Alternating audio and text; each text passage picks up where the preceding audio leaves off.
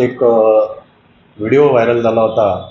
त्या ठिकाणी एका जोडीने, एका इसमाने आणि महिलेने त्या ठिकाणी वाहतुकीस अडथळा करून एक रील्स तयार केली होती. ती रील्स व्हायरल झाल्यानंतर त्याची सोशल मीडियावर बरीच चर्चा झाली, वेगवेगळ्या प्रतिक्रिया आल्या.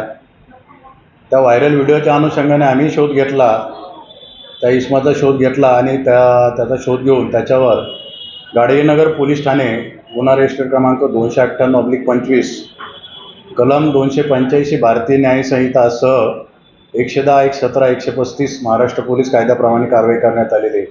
कारवाई करण्यात आलेल्या इसमाचं नाव देवीदास शिंगोले असं आहे आणि त्याच्याबरोबर एक महिला आहे, त्यांच्यावर कारवाई करण्यात आलेली आहे. आता व्हायरल व्हिडिओप्रमाणे त्या ठिकाणी पोलिसांवर प्रश्नचिन्ह निर्माण करण्यात आलं होतं. त्याही दृष्टीने त्या ठिकाणी कर्तव्यास नेमलेल्या कर्मचारी त्या ठिकाणी का नव्हते, कुठे गेले होते याची शहानिशा करून त्यांच्यावर देखील कारवाई करण्यात येईल.